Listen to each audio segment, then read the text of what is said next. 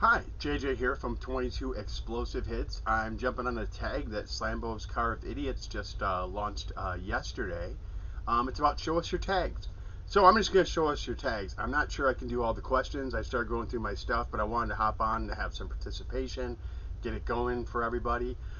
First, in my background right now is an episode of MASH called Dirt Tag.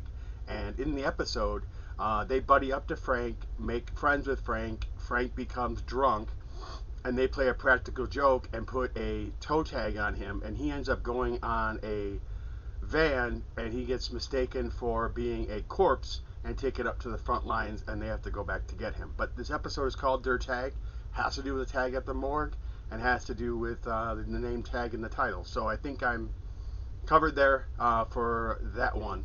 I'm just going to show you a lot of tags because the tags actually come on almost most of the stuff I collect because they were bought at department stores. They were bought non-music store locations, most of them. So people kept, if they kept the plastic, there was generally something like flashy to attract them to buy it so that they would sell more records.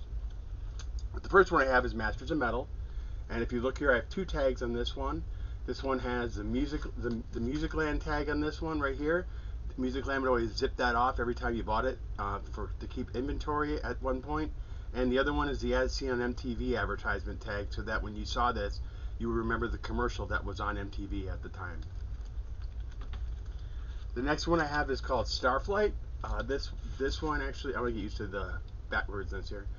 This one actually has the tag on it from Kmart, as well as tags in it from the record store where I got it from.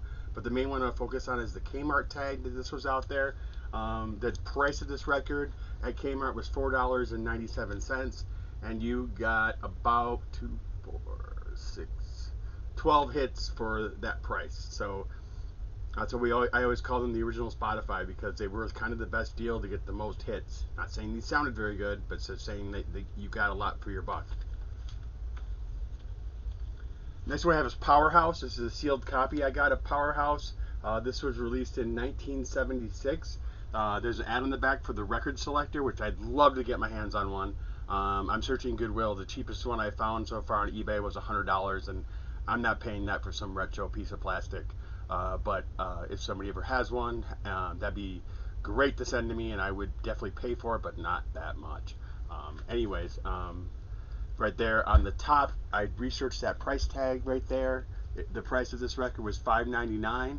This is a Woolworths tag, so whoever bought this record bought it at Woolworths, and it was sealed when they bought it. They must have just, shoved it in their collection when they bought it and never opened it. Next one I have is Reflections. This one was on clearance, it looks like. It says two tags on it. $2.99 is the price of the sealed record. In the right-hand corner, though, up at the top, it says all original recordings, if you can see that. So this also let people know that these were original recordings. These weren't recordings that's where KTEL could sell their stuff very well, because most of their stuff was original recordings, not either original recordings or original recordings by the original artists. They did start doing that to try to get around going through music labels. They did that for a while, and it backfired on them. It's in the documentary that I have a link to in the About section of my channel, if you ever want to check that out. Narrated by Dave Thomas. Great documentary on KTEL. I think it's a 3-part series. It's only about an hour long, or I think the person that put it on YouTube put it out in 3 parts. But it's out there. It's great, and I do highly recommend you watch it. Next one I have is in my After Hours record. This one did not have a tag on it. This one I got from a dealer who I'm actually going to interview tomorrow. And I'm actually tempted to email them and see if they want to show me their KTEL for my contest. But this came with, on the inner sleeve, came with a bunch of different pricing for different other KTEL records that you could get. And I showed this before on Rachel's channel, but I'll show it again. Double enders right there. Those are Atari 2600 advertisements right there for different Atari 2600 video games that were out in 1982.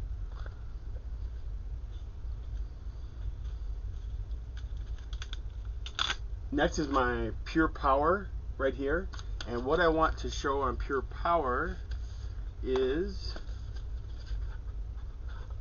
I showed this on Rachel's show before, but I find these things in KTELs all the time, is a pricing catalog for, guess what, other KTELs. It even has a coupon on the front for $1 off. This one, 8 tracks. It has Storyland, things for kids, just lots of different stuff on here. Definitely a piece of nostalgia. Um, this person right here was all set to look like they ordered some stuff, but it never happened. But they did put their name and address here from that time period. This one has 8 tracks, stereo cassette, but just every catalog that was out around 1976. And I believe on the thing, oh yeah, t-shirts too. So you can buy t-shirts inside of this. The other part was that I wanted to point out. Okay, phone orders accepted on orders of 2 or more t-shirts with charge to Bank America or Master Charge.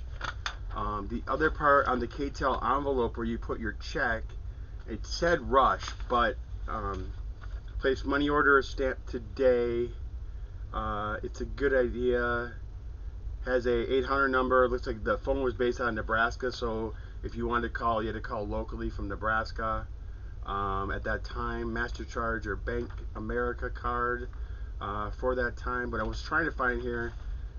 Usually these say it takes like 4 to 6 weeks to deliver these. So imagine ordering these things and then you find out that you have to wait 4 to 6 weeks to order something. Amazon, I just ordered a Blu-ray from them today, and I was upset that it's going to come on Tuesday. I'd like it to come tomorrow because I wanted to do a video on it.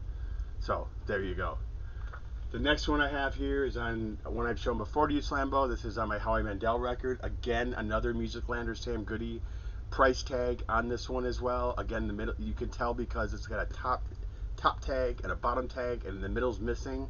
It means they ripped it off and then they put in. I don't know what they did with them. They would put them in inventory after they scanned them in and priced these out. This one also has a warning on it about language as well, that this one contains language which may be unsuitable for listeners. At that time that these were released too with Howie Mandel, Eddie Murphy had the same issue too, because they were both on television at that time, and they one was on St. Elsewhere, Eddie Murphy was on SNL, and people thought they were clean, and they weren't. They were actually quite dirty with their stuff, so I didn't want kids or people that were younger to try to grab their stuff. But I have to say, from buying comedy records, I bought it myself, and nobody ever questioned me. And I was a little kid pretty much throwing my money up on, there's where Free My Finger is, that's where the counter was. So next one is on my record, Tootsie. This is the soundtrack to Tootsie. This one was in the selection bin in 80. It's even labeled 84, so I know it's authentic. From $4.99. On the front, it has an advertisement letting you know it has the 2 songs by Stephen Bishop that were hits at that time. One is actually the one song. I'm sorry. It Might Be You. Oh, that's 2. It Might Be You and Tootsie, as performed by Stephen Bishop. So it has that all on here as well as different stuff on it. Just want to point that out to you. This one was embedded on my record. This is my Dragnet soundtrack. People may not know, but Tom Hanks actually did a rap, either the comedy rap he did with Dan Aykroyd, called what's the name? City of Crime. And it kind of has it's not him. I actually was growing up, I actually maybe thought it was Paul Stanley, but it has a very Paul Stanley sounding singer on the song, or other rapper with Tom Hanks and Dan Aykroyd. There's a fun music video I see on YouTube where we see Tom Hanks and him doing some very obviously choreographed dancing, which was popular at the time, but in their characters for Dragnet. So this one has a permanently embedded sticker letting you know it has Just the Facts by Patti LaBelle, City of Crime by Dan Aykroyd and Tom Hanks, Dragnet by Art of Noise, who was very popular at that time, Helplessly in Love by New Edition, and Dance or Die by Peter Aykroyd and Pat. So it must have been, I believe it was related to Dan Aykroyd, since he was very active in making sure this film got made and directed. A very funny movie. If you ever see it, I do recommend this one. It's Tom Hanks comedy at his best. The next one I'm going to show you, I'm sorry this video is running long, but I have a lot. This one is from 1970. What is this one? 1978. Advertising Disco Comes Alive on Zenith. High performance stereo system special. It doesn't have a price on it, but it lets me know that if I buy this record and play with my Zenith. So Zenith at the time, I think we had a contract with Sears. So my guess is that this was sold at Sears. And how do I know that? Is that my dad's best friend was a manager at Sears, and so I'm very familiar with that company. We shopped there a lot because of that connection that I had. So I remember kind of seeing these types of ads there. But it does let you know that on Zenith you can get this. So it must have been sitting right by the sound system there for you to pick up your I'm Your Boogeyman by Casey and the Sunshine Band, what other one did you get? Love Hangover by Diana Ross and Down to Love Town, right there. The next one I have, you asked for graffiti, so I got graffiti, name tag. I hit the trifecta, I think, in this one. I have a subway tag in here. If you look really close, this cover is drawn. It's called Urban Exposure. This has like a bunch of crazy rap stuff on it. It does have a $6.74 price tag, and I believe the store. Oh, I don't know the name of the store off the top of my head, but if I had to look it up. But this one is also sale price at $2.99. Has graffiti all over it, and then it has the Subway label for one Subway $1.99. So you gotta look at that one really close, right there, or go out and look at the Urban Exposures on Discogs. But I think this meets a lot of your criteria for your tag.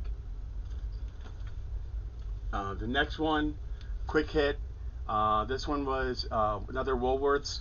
It was on sale for $1.97, and my hunch is a lot of these that I'm getting sealed have like price tags on them, and I think what's going on, my theory is that, because I don't know the history in these things is very limited, but what I think what was happening was that somebody bought it for $1.97 and then just threw it into their bin and then never opened it, because they're buying something at Woolworths and it was $1.97. Where could they go wrong for getting this one has 20 hits on it. So actually this one has Eric Clapton's I Shot the Sheriff on it.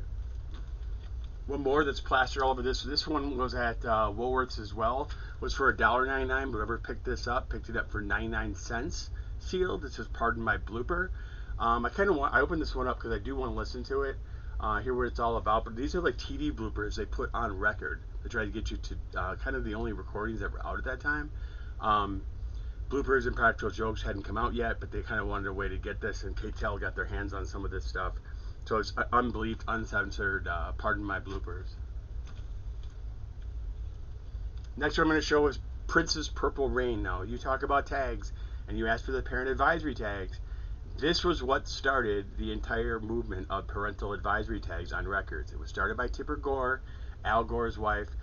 Dee Snider testified in front of Congress, was very adamant that this should not happen. I don't know.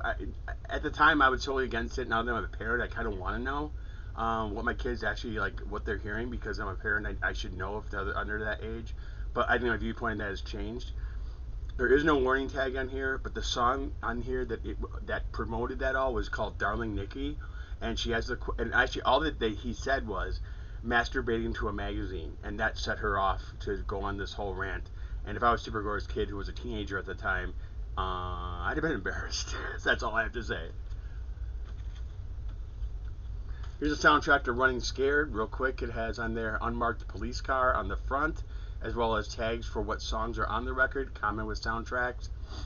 So this has an unmarked car. It was part of the joke in the movie. If you've seen it, in the movie they actually have on there a police car that they try to be conspicuous with, and somebody knows it's a police car, and they mark it with this spray paint saying unmarked police car.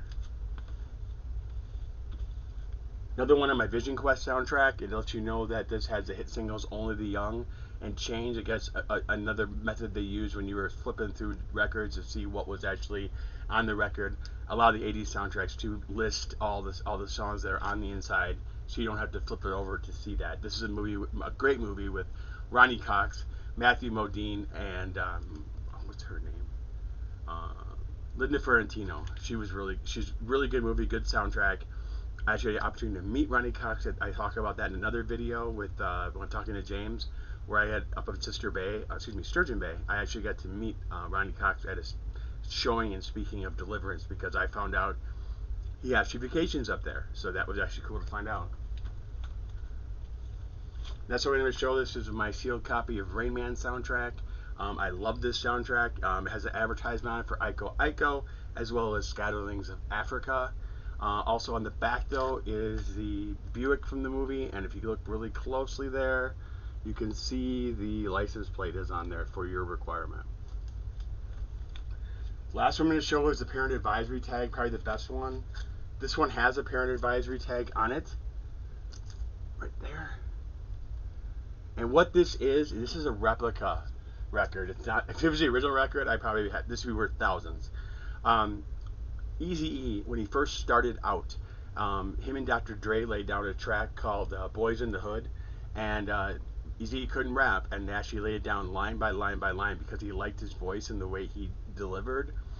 That Dr. Dre wanted to make it happen. Eazy-E had drug money, went to a record pressing plant, and had these sold out of the back of his car. And so basically, he was selling these on his own, going to record stores, trying to promote this single. And then they were picked up by Jerry, who then, if you've ever seen the movie, Straight Outta Compton. But as part of the promotion for this movie, they actually came out with a replica of the record itself. But if I had an original, it'd be worth like thousands. This is just a replica. I spent like $10 on this. But this is a replica of that one. The other replicas I'd like to get to were portrayed in the movie with Eddie Murphy, where he played Dolomite, and Dolomite sold all his comedy records out of the back of the trucks as well. My hunch is that if you have one of those records and they're still in decent shape, that you could get really good money for that. Now, real quick, to end this off, if you're watching the 16 minutes into my video, you get a bonus. This is my bonus. I'm going to respond to your bonuses, but I'm going to give you 2 bonuses, so hold on here. First thing I have, show us your tag. Here you go. This is a 1996 Wisconsin dealer tag. This was my dad's dealer tag. My dad was a car dealer. He owned a car lot. He used to distribute cars, used cars. I got to drive whatever beater was out there. He had the J. My dad's junior. I'm the third, and my grandfather's senior. And I got to. He always had J as his letter, so we always knew which plate was his. And his dealer number was 7334. I don't know if it's a valid dealer number anymore in Wisconsin because I think they moved him around now. But yeah, this is my dad's plate. Whenever we drove a car, this would be the plate that he would throw on there so that cops would know that this was registered to a dealer, and it allowed him to transport cars so that he could move one car to another spot without getting busted by the cops because they knew he was a dealer. And last but not least, here's my piece de resistance that I always show off, and this thing's old as all can be. Here is a Superman garbage can from 1978. My mom and dad bought this for me for my room. I don't know how I kept it. It is killed in the inside, but because of the artwork on the outside, I've always tried to preserve it. It has actually Superman tags on the inside. On the back, I think somebody even stuck a sticker on there, is the artwork from the movie Superman. It was really popular. But if we go on the bottom here, see that in the camera right there? Right there. Right there. Okay. The yellow tag. That's from Treasure Island. And if you want to Google that, Treasure Island was a store here in Brown Deer. It was a store chain in Brown Deer that was in Brown Deer, Wisconsin, but it was all over the country, I believe, or in the Midwest. And it was across the street here from our TV station Fox 6. It's actually now a Kohl's. It's called Treasure Island, and it was a department store that sold K-Tells, and they sold that, and my mom bought that for me for my room.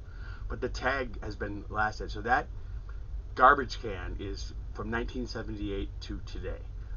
For some reason, I don't know how my stuff, it followed me from when I was a kid, and then I had a movie decor in my room when I was in high school that I think it fit the decor of the room. And then somehow, because it was a trash can, I think it was easy to carry things in it. So it just wound up from here to here. Now it's married. I had it upstairs in my office. Now it moved down here to my office. So yeah, that's my tags that I'm going to show for your show us your tags. That's the best I can do. I didn't find album titles, covers, or anything, but I know I have a huge tag collection. So that's why I knew I could contribute. So this is JJ, just letting everybody know to bring each other up rather than bring each other down. Have a great day.